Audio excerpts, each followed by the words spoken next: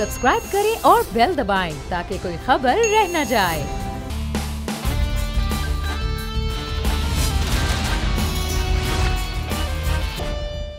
अस्सलामुअलैकुम। Special report with Mudassar Iqbal के साथ हाजिर खिदमत है।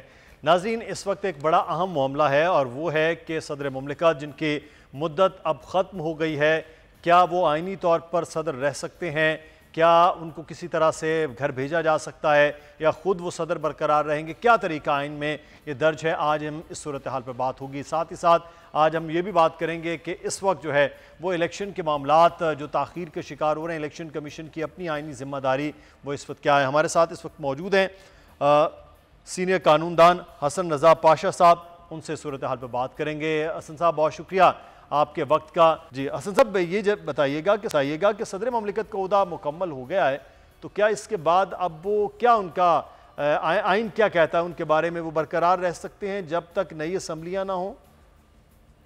जी, सदर मुमलिकत का जो बाज़ाब्ता टेन्योर है वो आज रात 12 बजे तक तक रहेगा और उसके बाद वो उस वक्त तक इस मनसब पे फायज रहेंगे जब तक कोई नया सदर मुंतखब नहीं होता।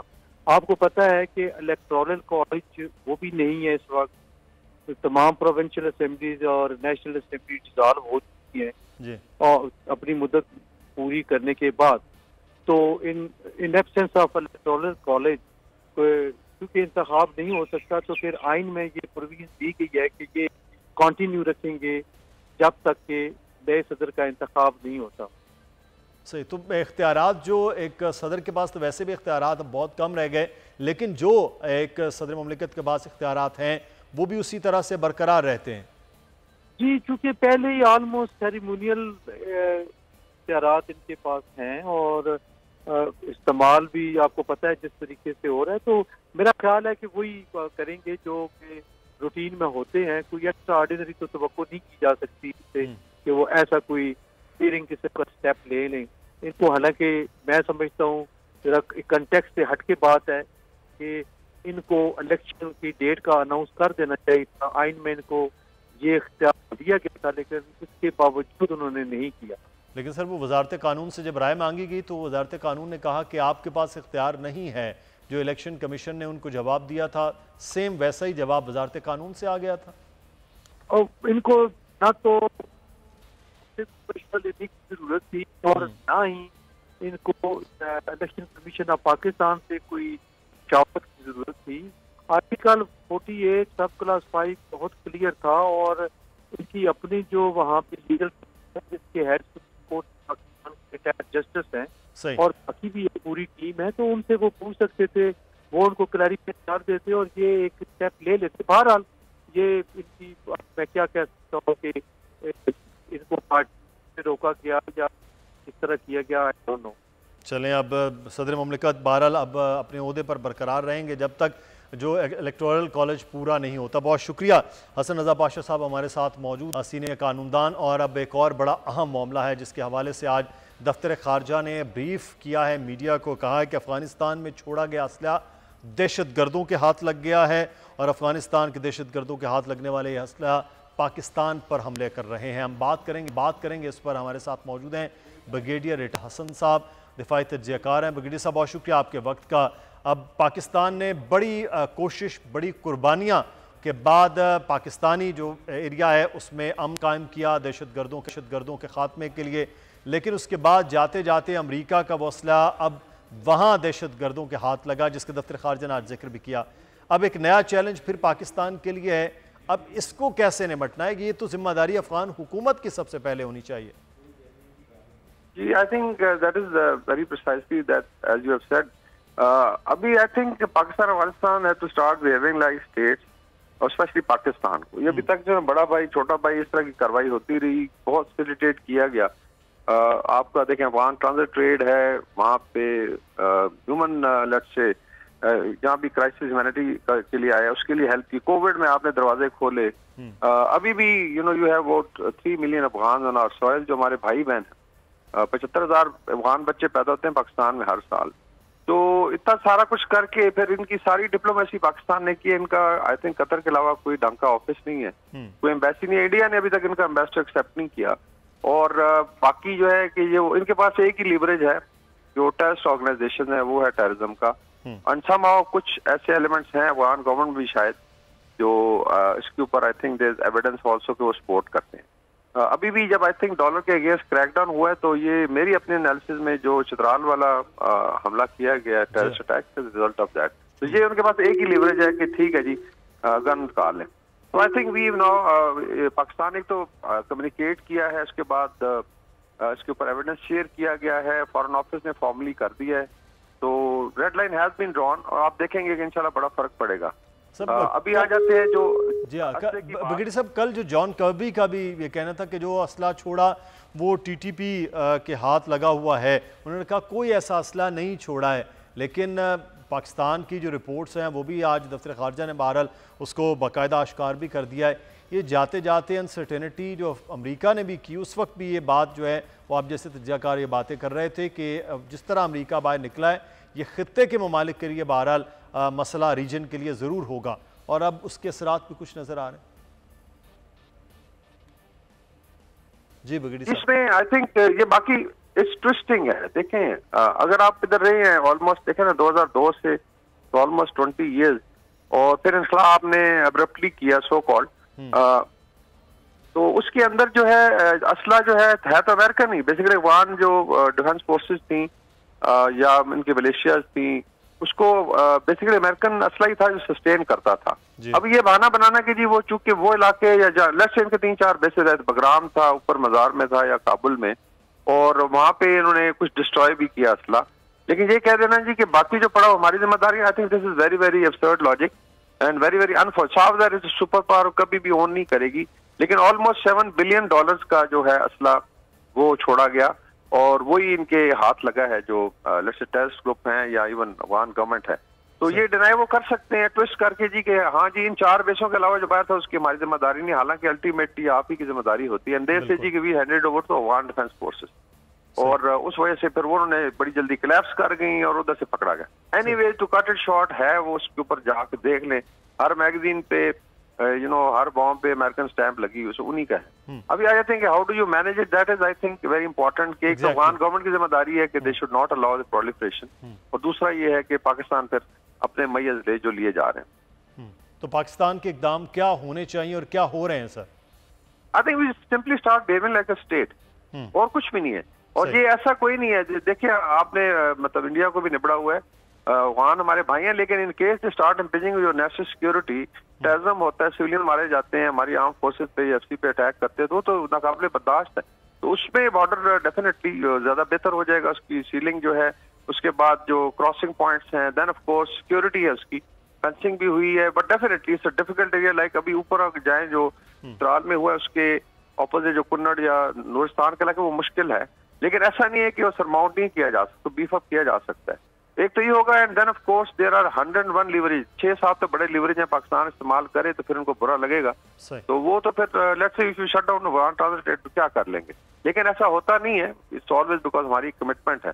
लेकिन अगर आपको टेररिज्म का फ्लो जो रुक ही नहीं रहा और एक तरफ से आप समझते हैं कि सिर्फ भाईबंदी होगी, तो ऐसा नहीं होगा। I think message has been clear. बाकी ठीक है, इनके फ्रिंज एलिमेंट्स हैं, ये आके करने फिर जो करना है वो आगे से इंशाल्लाह फोर्सेस लड़ेंगी, पर in case there is a requirement फिर ये क्रॉस जाएंगे। 4-5 सूबे आइडेंटिफाइड हैं, ये बेसिस आइडेंटिफाइड हैं, we have very strong force, air force है, ड्रोन्स हैं, मिलिट्री स्पेशल फोर्सेज है, तो जाके मतलब जरूरत होगी तो फिर ठीक है, जब नजर आएगा जी कि वहां से अभी चतराल वाला भी इसमें इन्फॉर्मेशन दी गई थी कि भाई साहब ये चल पड़े, ये फलान जगह पहुंच गए, और अगर आप मैया नहीं लेते तो ठीक है। वी हैव टर्की ने किया है, Turkey does it in Syria, they do it in Iraq, Iran करता है, ठीक है, तो हम क्यों बैठ के मार खाते रहेंगे। I think main thing is to start behaving like a state, इंशाल्लाह चीजें सारी अपनी जगह पे आ जाएंगी इंशाल्लाह। और बहुत शुक्रिया ब्रिगेडियर साहब, आप हमारे साथ मौजूद थे साहब।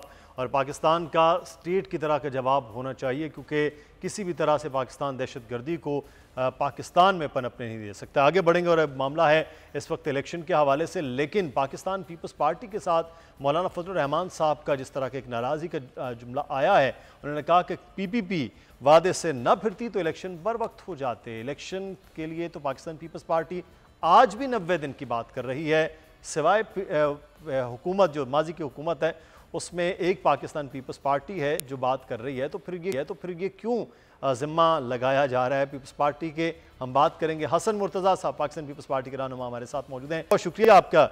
आप तो 90 दिन इलेक्शन कह रहे हैं, लेकिन मौलाना साहब कह रहे हैं कि आप लोग वादे से फिरे, वरना इलेक्शन वक्त पर होते। ये कौन से वादे थे जो आप लोग फिर गए?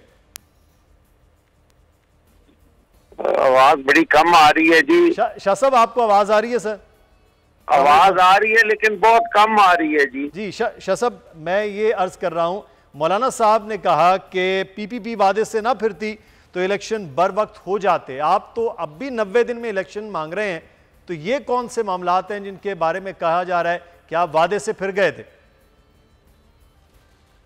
बहुत शुक्रिया जी। मौलाना साहब बड़े मोहतरम हैं, उनका अपना एक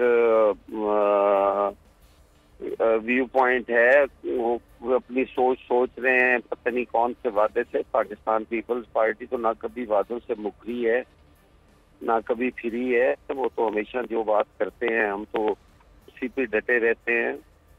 हमने तो तख्तेदार देखे हैं। हम अगर बातों से फिरते होते तो हम भी मौजें कर रहे होते। अब मौलाना साहब के साथ हमारा कोई ऐसा वादा मुझे तो नहीं याद जी कि कोई ऐसा वादा मौलाना साहब के साथ किया हो जिससे पाकिस्तान पीपल्स पार्टी ने नाराज किया हो। अगर मौलाना साहब उसको वजाहत फरमा देते तो उसका जवाब भी दे दिया जाता। मौलाना साहब ने कहा कि उस वक्त जो है वो अदम एतमाद वाला मामला है, वरना तो अदम एतमाद के बाद हुकूमत अगर ना होती तो इलेक्शन जो है वो वक्त पर हो जाते। उन्होंने कहा अदम एतमाद लाने वाला जो मामला है उस पर पाकिस्तान पीपल्स पार्टी थी कि वो चाह रही थी अदम एतमाद लाया जाए, जो कामयाब भी हुआ था। देखें, हम किसी भी गैर आईनी तरीके से हुकूमत को ना हटा सकते थे।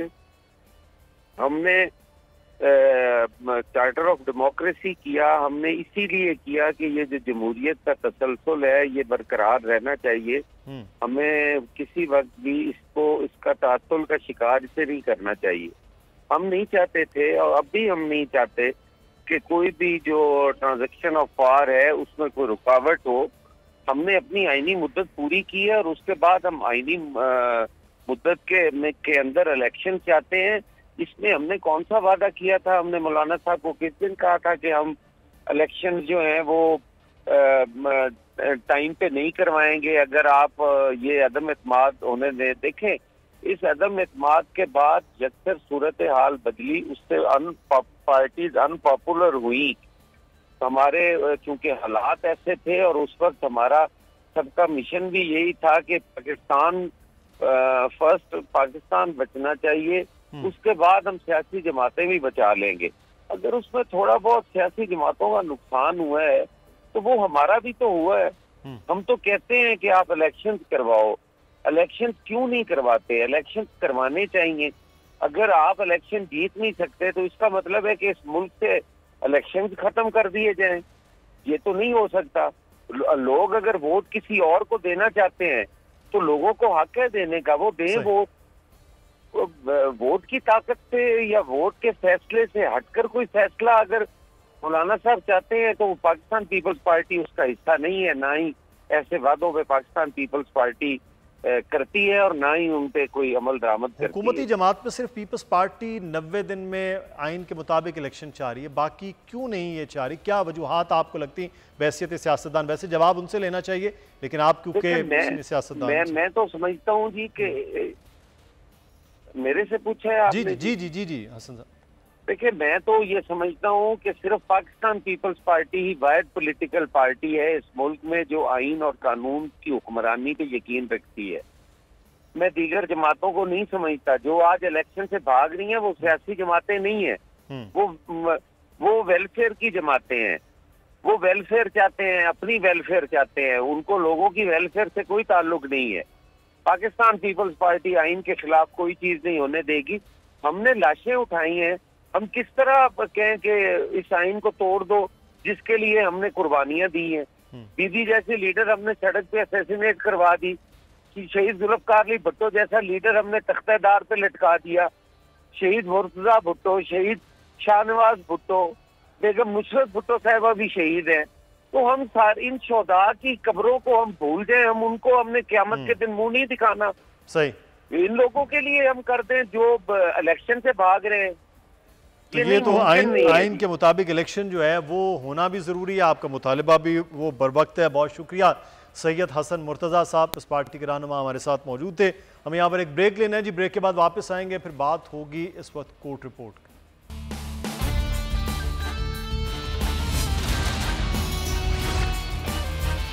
ब्रेक के बाद आपको खुशामदीद कहेंगे। कोर्ट रिपोर्ट में हमारे साथ हमारे नुमाइंदगान इस वक्त मौजूद हैं। जुल्करनैन इकबाल नुमाइंदा खुसूसी, उनको वेलकम कहते हैं। इमरान वसीम साहब, उन्होंने हमें ज्वाइन किया है। इमरान, आपका भी बहुत शुक्रिया, नुमाइंदा खुसूसी हमारे साथ हैं। ऑडियो लीक्स का एक मामला है और दूसरा जड़ावाला के हवाले से जो JIT के रिपोर्ट तलबी। सबसे पहले ये ऑडियो लीक्स पर हम बात करेंगे। जुल्करनैन, ये आज जो है वो मुख्तसर फैसला सुना दिया गया है, बड़ा इस पर भी बात हुई थी उस वक्त, और ये आज जो है वो कहा गया हुकूमती एतराज़ अदलिया पर हमला है। क्या अपडेट्स हैं इस मुतालिक? देखिए, जो 32 सफ़ात पर मुश्तमिल फ़ैसला है चीफ जस्टिस ऑफ पाकिस्तान की जानिब से मुदस्सर ये तहरीर किया गया है, जिसमें शुरू में ही सारे का सारा बैकग्राउंड अदालत ने बताया कि ये नौबत क्यों पेश आई कि 3 जजेस पे एतराज़ हो। इसमें अदालत ने जो गुलाम मोहम्मद डोगर का केस है उसका हवाला देते हुए आगे इस बात को लेके आए कि उस पर जस्टिस मुज़ाहिर नकवी और जस्टिस एजाजुल एहसन ने 100 मोटो के लिए रिकमेंड किया कि 90 दिन में इंतखाबात नहीं हो रहे। उसके बाद 9 मेंबर बेंच बना और फिर जब फैसला उसका आया तो 4-3 की गिरदान पड़ी गई उस वक्त की हुकूमत की जानिब से। उन सारी बातों को लेकर जजेस आगे चलते हुए आगे तक आके उन्होंने लिखा कि बार बार वज़रा की जानिब से प्रेस कॉन्फ्रेंसें की गई और जजेस को मलाइन करने की कोशिश की गई। इन तमाम बैकग्राउंड का हवाला देते हुए उन्होंने कहा कि इन बातों को लेकर अदालत ये समझती है कि जजेस के ऊपर जो ये एतराज़ किया गया है ये बदनीति पर मबनी है और ये बेसिकली जजों को हिरासत करने की कोशिश है ताकि वो किसी भी किस्म का कोई सख्त फैसला ना कर सकें। और डिले टैक्टिक्स की एक ये किस्म थी जिसके अंदर जो कोशिश की गई थी। इसलिए इन बातों को बुनियाद बनाकर जो अदालत है उसने इस बात को अदलिया के ऊपर एक हमला करार दिया और कहा कि ना सिर्फ ये जो दरख्वास्त कानून के मुनाफी थी बल्कि उनका ये भी कहना है कि इस वजह से ही अदलिया के ऊपर एक दरअसल एक हमला किया गया था उस वक्त की हुकूमत की जानिब से, जिसको जजेस के वकोल उन्होंने कबूल नहीं किया और उसको नाकाम बनाया है।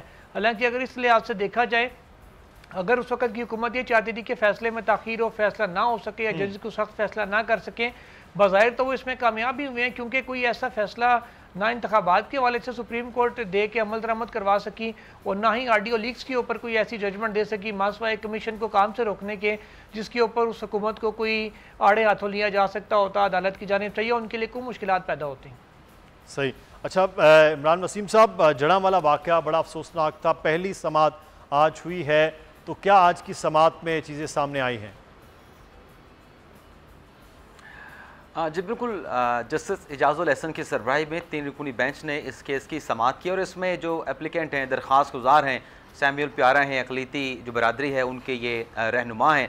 अक्सर व बेशतर इसी किस्म के मिनॉरिटी के केसेस में यही पेश होते हैं और अपनी बरादरी का जो भी नुक्ता नज़र होता है, जो भी मसाइल मुश्किलात होते हैं वो अदालत के सामने रखते हैं और इस्तदा इनकी हमेशा ये होती है कि हमारी बरादरी के जो बुनियादी हकूक़ हैं, जो आइन उनको फराहम करता है, उनको प्रोटेक्ट किया जाए।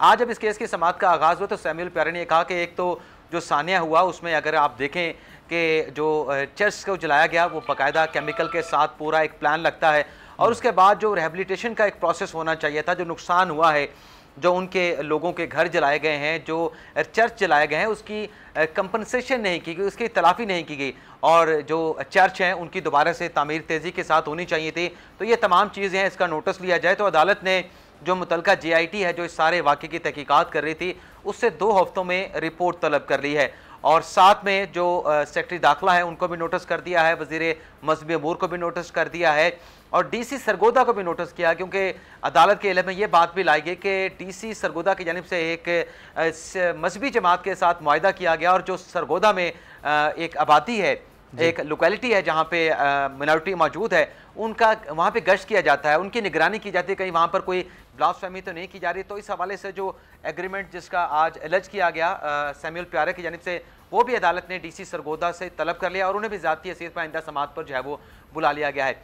इसके अलावा सिखों का भी एक मामला था, सिख एक रहनुमा आज पेश हुए, उनकी जानिब से कहा गया कि हमारे जो तारीखी गुरुद्वारे हैं उनकी रेनोवेशन नहीं की जा रही, उनको गैर फाल किया जा रहा है, उनका गिराया जा रहा है, तजावज़ात की जा रही हैं और टारगेट किलिंग का भी जिक्र किया कि पेशावर में ख़ास तौर पे हमारे लोगों का, सिखों का कत्ल किया जा रहा है। इस पर भी अदालत ने जो IG पेशावर हैं उनको नोटिस करके उनसे भी रिपोर्ट मांग ली है और वजारत मजहबी अमूर से भी इस हवाले से रिपोर्ट तलब कर ली गई है। सही है, बहुत शुक्रिया इमरान वसीम साहब आपका भी, और जुल्फ़िकार आप भी हमारे साथ मौजूद थे।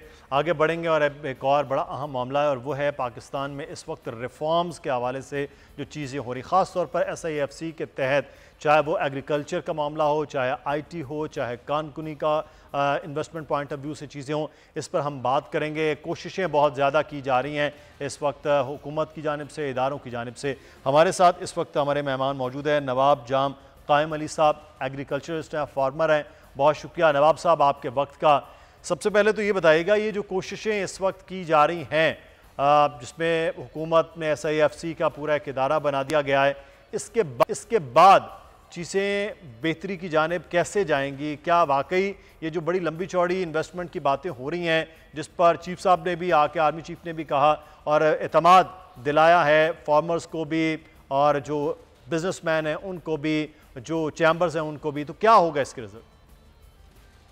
बिस्मिल्लाहिर्रहमानिर्रहीम, बड़ी मेहरबानी भाई साहब। जी हाँ, बहुत ज़बरदस्त हमारी जो इंडस्ट्री जो है, बिजनेसमैन और एग्रीकल्चर के हम एक दो लोग थे वहाँ पे मीटिंग पे, चीफ साहब के साथ, आर्मी चीफ के साथ बड़ी ज़बरदस्त मुलाकात हुई। He was very firm, committed और वेरी स्ट्रॉन्ग, डिटरमिन, और उनके मोरल जो था वो बड़ा हाई था। फिर वो थोड़ा कंसर्न थे हमारे इकोनॉमिक कंडीशन हैं आजकल जो इस मुल्क में चल रही हैं, तो उन्होंने हमें बड़ा ज़बरदस्त किस्म का जो रोड मैप दिया कि उसमें जो है कई चीज़ें जो है इंशाल्लाह क्रैक डाउन होगा, और ग्रैंड ऑपरेशन का उन्होंने जिक्र किया कि जो भी माफियाज हैं, लैंड ग्रैबर्स हैं, कब्जा ग्रुप हैं, और स्मगलिंग को हम रोकेंगे। जो ईरान से जो स्मगल होकर जो ऑयल आ रहा है, पेट्रोल, उसको रोकना है इमीडिएटली। अच्छा, फिर वो सबसे बड़ी बात ये हुई कि जी वो जो पॉलिटिकल करप्शन है, हमें उसको रोकना है। क्योंकि देखिए ना, ये सारी चीजें तब होंगी, बात ये है कि जिन्होंने आर्मी चीफ साहब को यकीन दहानी कराई है, जो हमारी ब्रदरली कंट्रीज हैं बाहर के, जैसे सऊदी अरेबिया है, UAE है, कतर है, कुवैत है, ओमान, और इसमें भी, और चाइना का सबसे बड़ा हिस्सा है इसमें। तो वो सब यही चाह रहे हैं कि इस वक्त जो है आप कोई इस तरह माहौल बनाए अपने मुल्क में, ताकि उनके लिए दे हैव टू सेटिस्फाई वो हो, ताकि वो इन्वेस्टमेंट जो है वो freely, openly, without any hassle जो है वो आराम से वहाँ कर सके। और उसमें अपॉर्चुनिटीज आप देखें ना, ये इतनी बड़ी आप एग्रीकल्चरिस्ट हैं, बहुत ज़्यादा ज़राअत पे बात हो रही है कि जो हमारे पास ऐसी लैंड है जो कल्टीवेट नहीं कर पाए हैं, उसको कैसे किया जाएगा? ये जो प्लान हो रहे हैं, ये मुमकिन हो पाएगा नवाब साहब? जी हाँ, बिल्कुल। उन्होंने उस रोड मैप में नंबर 1 पे एग्रीकल्चर रखा है, नंबर 2 पे IT रखा है, नंबर 3 पे माइंस एंड मिनरल्स रखा है। देखिए ना, ये पहली दफा ऐसा हुआ है कि बजाय इसके कि जो है सियासतदान हो या ब्यूरोक्रेट्स हो या कोई और ये चीज सोचे, आर्मी चीफ साहब और हमारी पाक आर्मी ने ये इस दफा उन्होंने बिल्कुल स्टैंड बड़ा लिया है कि एग्रीकल्चर में, जैसे अब सदर्न पंजाब में उन्होंने हमें बताया कि जी उन्होंने बड़ा जबरदस्त किस्म की वहाँ पर एग्रीकल्चर, मॉडर्न फार्मिंग जो है वहाँ पर चल रही है, जिसमें सीड बैंक है, टिश्यू कल्चर, ड्रिप इरिगेशन जो हमारा पानी सेव करता है, अमेरिकन स्प्रिंकल्स हैं, सोइंग मैकेनाइज्ड है, फर्टिसाइड थ्रू हम जो है मैकेनिकल मींस, ताकि हम टू सेव रेसिड्यू, फर्टिसाइड ऑन क्रॉप्स जो होता है वो है, और इम्प्रूव करें ताकि पर हेक्टर यील्ड जो है वो इम्प्रूव हो। और उसके बाद इस सारी चीजें करने से 50% यील्ड जो है वो बूस्टअप होती है अल्हम्दुलिल्लाह। तो उन्होंने हमें बड़ा जबरदस्त कहा। अब हमारे सिंध में आ रहे हैं, मुझसे उन्होंने आर्मी चीफ साहब ने पूछा, तो मैंने उनको कहा कि मैंने सर आप हैदराबाद में भी आए, उधर भी एक इसी किस्म का अच्छे लोगों को बुलाएं, पुराने जमींदारों को बुलाएं, और सक्कर में भी करें, और ताकि इधर जो है हम ये मॉडर्न फार्मिंग जो है हम अपने सिंध में इंट्रोड्यूस करना चाह रहे हैं, और फुल स्केल में करना चाह रहे हैं, ताकि जो है आपको जो है आने वक्त जो आगे वाला वक्त है उस पर लोग याद रखें, जो अच्छी चीजें जो हैं वो याद। सही, चलें, ये एक इनिशिएटिव है, अब देखते हैं कि किस तरह से आगे बढ़ती हैं। बहुत शुक्रिया नवाब जाम कायम अली साहब हमारे साथ मौजूद थे। तो सिर्फ इकबाल को नाज़रीन इजाज़त दीजिए, अपना ख्याल रखिएगा, अल्लाह हाफ़िज़।